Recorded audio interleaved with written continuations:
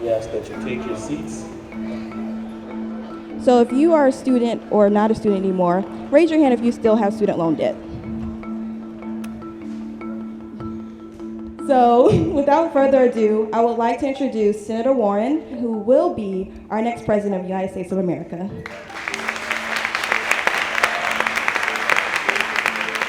It is so good to be here with all of you today. I am so delighted. An entire generation is being crushed by student loan debt.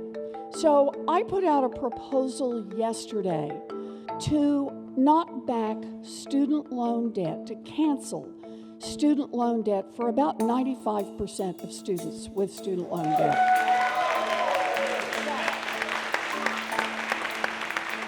Over the last decade, no state has seen student debt grow more than South Carolina has. The impact is definitely being felt on campuses like at the historically black Allen University, but it's also being felt across the U.S. economy.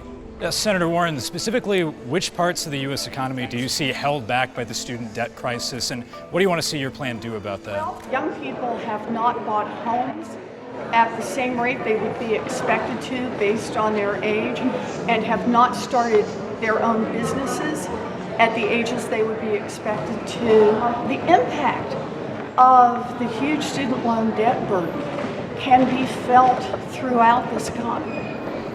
A lot of big ideas are coming out of the campaign trail right now, but you've got to break away from all the fanfare to dig into the real human stories behind this election's biggest issues.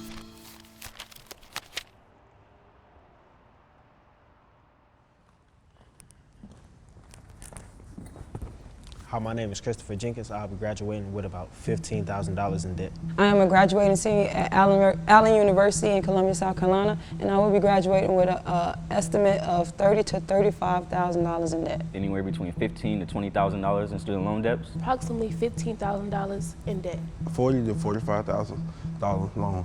It was something that I was like, nah, I don't want to mess up my credit. I don't want to do this, I don't want to do that. But it was something that I had to do to get the education. I honestly do not have a plan. I'm unsure right now.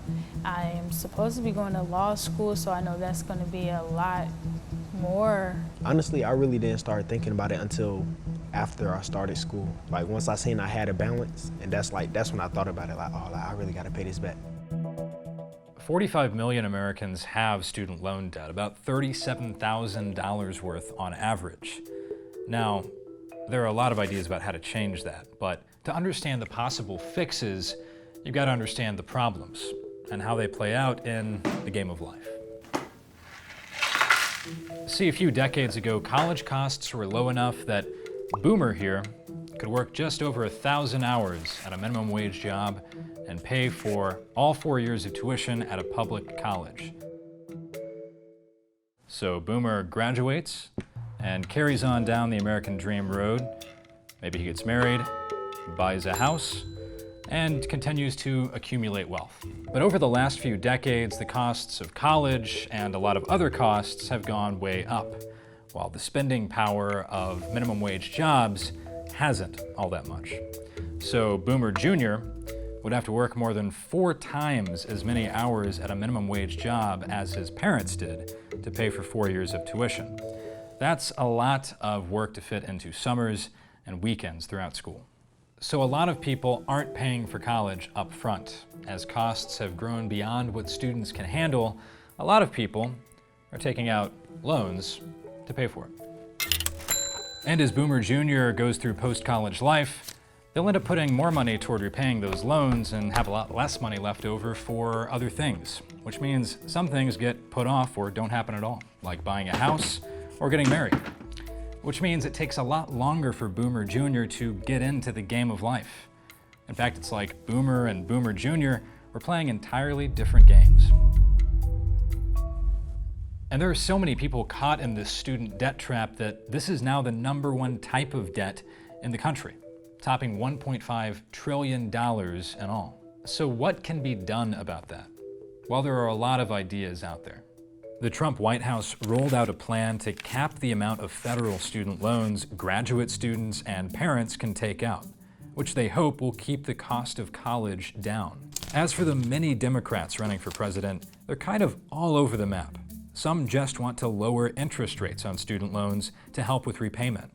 Some support debt-free college, while others go further to back tuition-free college for 4 years at public universities. But so far, nobody's gone as far as Elizabeth Warren, who says not only should tuition at four-year public colleges be free, but also that most student loan debt should be canceled. Her plan wipes out up to $50,000 of student debt for those making less than $100,000. As incomes climb, the amount of debt canceled gets lower and lower. Altogether, the plan would cost $1.25 trillion, paid for by a 2% annual tax on households with $50 million or more in wealth. We partnered with the polling firm Ipsos to ask people what they thought about this plan, and the results surprised us.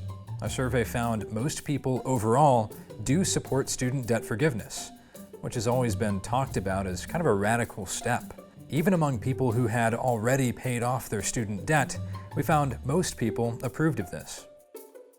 We asked about a few other plans as well, including lowering interest rates, which got the most support by far, and the idea of federal funding to cover 4 years of tuition for students, which got a small majority in support. Until somebody figures this issue out, a lot of people will be holding a lot of student loan debt, and that debt is changing the lives of tens of millions of Americans. It worries me because, it's a lot of money. Whether it's the military or not the military, I'm still gonna have to find a way somehow to pay it back. I'm very worried. I'm nervous. I don't know what to expect. My grandma, she really just got done paying. She's like 60, so I really don't want to be that old just finishing paying for school. Having to take out loans, and I'm a sophomore, and I know I have 2 more years, it's kind of, worrying. It's too much to have the burden of student loans and try to survive. As of right now, I'm not worried, but later on I might be, depends on what type of job I get when I graduate. For right now, I just took it day by day, but I know as soon as I graduate, I'm gonna get a call about paying my debt back, so yeah. Repaying student loans has basically reshaped what it means to be a college graduate. So many people in their 20s and 30s are putting money toward loans instead of houses that the Federal Reserve actually went on the record to say student debt is hurting the housing market. And the fact that some jobs call for more education means the people working those jobs, like teachers, often take on more debt and have to take on more jobs to pay that off. So, when you graduated, what did your debt look like? So when I graduated with my undergrad, it wasn't that bad. It was around $20,000, and then I immediately decided to go to grad school. It's close to $100,000 now. And I teach English, high school English. By 4:15, I'm in my car, getting on my way to my second job. I would say majority of the time, most of the teachers I know, especially the younger teachers, have a second or third job. Sometimes I'll get home and I'll grade. Sometimes I'm just so tired that it's all I can do to sit on the couch and just stare. So you and I are both in debt. Hey, welcome to the club. Yeah, at what point did you realize that if I'm gonna become a teacher, I'm gonna have to take out student loans and go into debt? I think I probably always knew that. You knew that going in? Yeah, but to the extent that what it turned out to be, I don't know, looking back, if I fully grasped what it would be like and how it would impact my life. I tried to be as financially responsible about it as I could. I went to community college first for my first 2 years and paid out of pocket, paid in full. So I had no debt with an associate's degree, but obviously to teach, you need more than that. And so that's when I started to take out the loans. Combined, it would probably be close to $1,000 a month that I would be paying.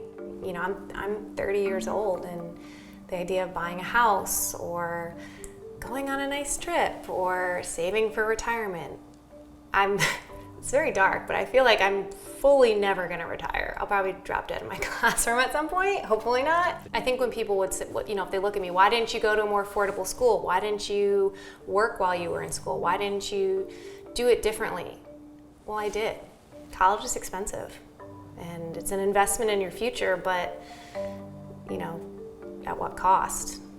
So we're going into another election cycle, and there are a lot of candidates out there with a lot of different ideas about how to handle the issue of student debt.